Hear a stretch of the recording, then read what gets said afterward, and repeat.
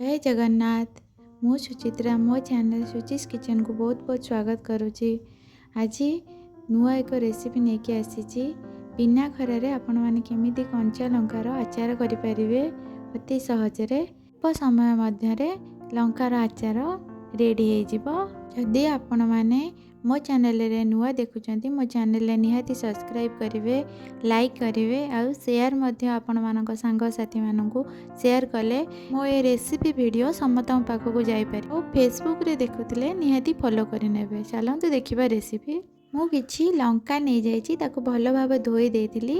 वर्तमान ताको भल भाव पोछि दउछि। न पोछिले पानी लागिले आचार भल हेनी, आचार खराब हो। सेतिपाई कि लंका को भल भाव धोईकी ताको पोछि नेबे, नहेले टिके समय खरारे देखै देले, नहेले फैन तले रखिदेले से पानी सब जाक सुखीजिव।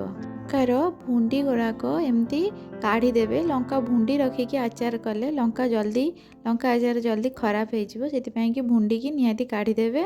मुझे बड़ बड़ लंका नहीं, ये एते राग नुह। आपन जदि अधिक राग पसंद करुवे राग लंका जो छोट छोट लंका नहीं पारे। छोट छोट लंकार भल राग हम। मुझे एमती छोट छोट पीस रे काटी नौची।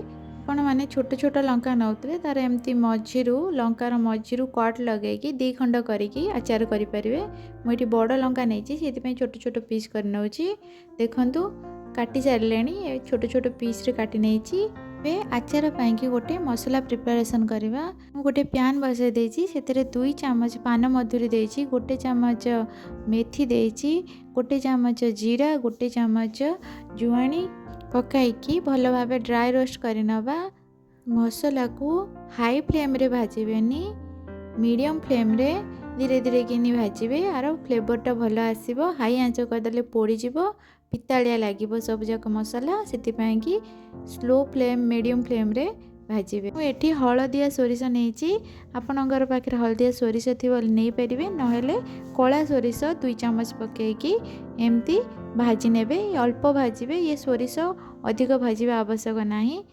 जस्ट गरम हो गले आ फ्लेवर पड़े आसो भल। 4-5 बड़ चामच सोरिष तेल को गरम कर दउछि। सोरिष तेल जेतबेले भल भाव गरम हो धुआं आसीबो सोरिष तेल रु, सेतबेले गैस फ्लेम ऑफ करिनेबे। गरम गरम तेल आचार रे देबेनी। गरम हो सारा पर आपको ठंडा हवा को छाड़देवे, तापर आचार रे देबे। मसला जो आम भाजिकी रखी सी ठंडा हो गलानी। एबे ताको ग्राइंडिंग करनवा। मुझे गोटे चामच हल्दी गुंड देकरी ग्राइंडिंग कर नहीं। वर्तमान लंका को गोटे जगह को काढ़ी नवा। वर्तमान आचार प्रिपरेशन करवा। आगुरी ग्राइंडिंग जो करके रखी मसला ताको पकईकी भल भाव गोले दबा। गोटे चामच लुण, आप स्वाद अनुसार लुण नहीं पारे। गोटे चामच लंका गुंड देइछि, तापरे गोटे चामच कला जीरा देइछि। ताको भल भाव गोले दबा। भल भाव गोले देले मसला जेमिति लंका भीतर पशिजिवो सही अनुसार गोले दबा। तापरे मुझे गोटे लेंबू नहीं, बड़ लेंबू नहीं। ये लेंबू रे बहुत पानी अच्छी।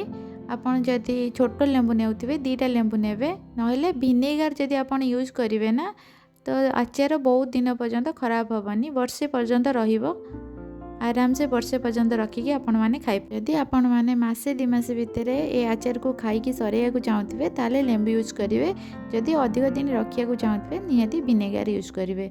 ये आचार भात रुटी सबुथे भल लगे। आपण मैंने थरे ट्राई करंतु, निहाती भल लगे। मसला भल भाव गोले देकी मुझे अधा तेल तादे गोलाऊँगी। तापर जितेबाला आम बोतल रे पुरेबा सेतेबाला पूरा बोतल फुल हवा पर्यंत तेल पुरेबे, नहेले आचार खराब हो। मसला उपरू को लंका आचार उपरू को जितेबाला तेल रहिबो सेतेबाला जाइकी आचारटा भल रहिबो, नहेले खराब हो। आचार को आपण माने काचर एयर टाइट डब्बारे रखिले ये बहुत दिन पर्यंत आचार रहिबो। आचार रे निहाती आपण माने तेलटा बोतल जो पर्यंत लंका आचार रोची से ताठारू उपरू को तेल देले ही आचार भल रहिबो। जदि आपण मानू मो वीडियो भल लागुची निहाती लाइक शेयर कमेंट निहाती करंतु। Thank you for watching. देखा आ गोटे वीडियो रे।